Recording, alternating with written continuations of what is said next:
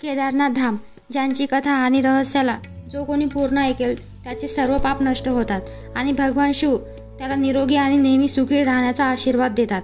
मित्रांनो, आज मी तुम्हाला केदारनाथ धामच्या त्या 5 रहस्यांविषयी सांगणार आहे, जे की काही भारतीयांनाच माहीत आहे। भगवान शंकर येथे 24 तास विराजमान असतात आणि अशातच जो कोणी या धामची कथा पूर्ण ऐकेल तो धन्य होऊन जातो। म्हणून हा व्हिडिओ पूर्ण बघा आणि कमेंट्स बॉक्समध्ये हर हर महादेव नक्की लिहा। तर चला व्हिडिओला सुरू करूया। केदारनाथ धामचे पहिले रहस्य। केदारनाथ धामचे रहस्यमय निर्माण।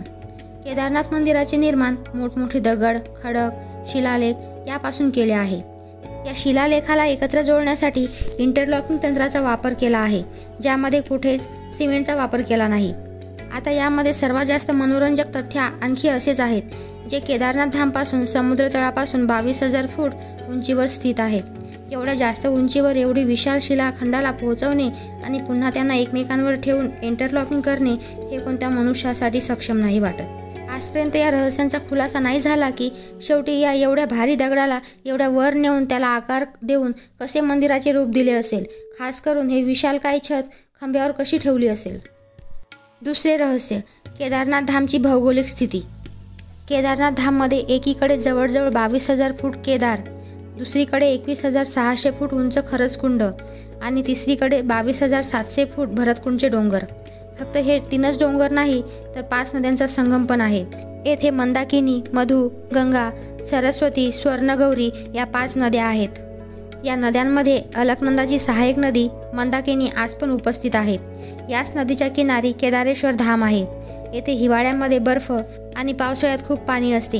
केदार घाटीत दोन्ही बाजूला नर आणि नारायण आहेत। विष्णूच्या 24 अवतारामधला नर आणि नारायण ऋषींची येथे तपोभूमी आहे।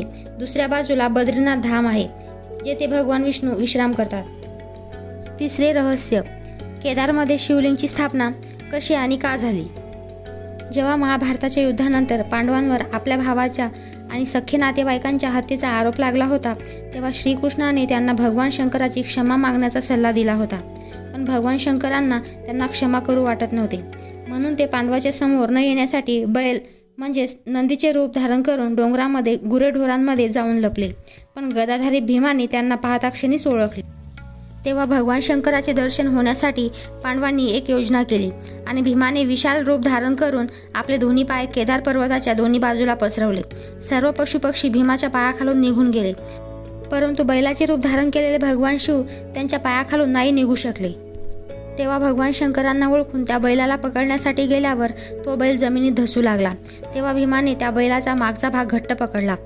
भगवान शंकरांनी त्यांच्या भक्तीवर खुश होऊन पांडवांना पापमुक्त केले। असे सांगितले जाते की भगवान शंकरांना बैलाच्या पाठीच्या स्वरूपात पूजले जाते। मान्यता अशी आहे की बैलाचे तोंड नेपाळमध्ये निघाले, तिथे भगवान शंकराची पूजा पशुपतीनाथच्या रूपात केली जाते। चौथे रहस्य, या मंदिराचे निर्माण कोणी व का केले। असे म्हटले जाते की हे मंदिर निर्माण करण्याच्या आधी या जागेवर दुसरे मंदिर होते, ज्याला पांडवांनी बनविले होते, परंतु वेळेनुसार हे मंदिर विलुप्त झाले। त्याच्यानंतर जगद्गुरू आदि शंकराचार्य केदारनाथ आले आणि त्यांनी या मंदिराचे निर्माण केले। या मंदिराच्या मागच्या बाजूला त्यांची समाधी आहे। या मंदिराचा गर्भगृह अपेक्षेप्रमाणे प्राचीन आहे, ज्याला 8व्या शतकाच्या जवळपास मानले जाते। पाचवे रहस्य, केदारनाथ धाम आणि रामेश्वर धाम एकाच दिशेने असणे।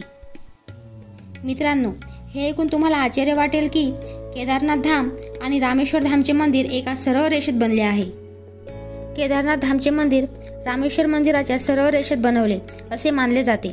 या दोन्ही मंदिरामध्ये काळेश्वर, श्रीकलाहस्त मंदिर, कांचीपुरम मंदिर, नटराज मंदिर आणि रामेश्वर मंदिर येते। हे शिवलिंग पंचभूतांचे प्रतिनिधित्व करते, परंतु आजपर्यंत याचा खुलासा कोणीच नाही करू शकले की हे सर्व मंदिर एका सरळ रेषेत कसे आणि का बनवले गेले। तर मित्रांनो, हे आहेत केदारनाथ धामचे 5 रहस्य। व्हिडिओ आवडल्यास कमेंटमध्ये हर हर महादेव लिहा आणि व्हिडिओला लाईक करून चॅनलला सबस्क्राईब करा। धन्यवाद।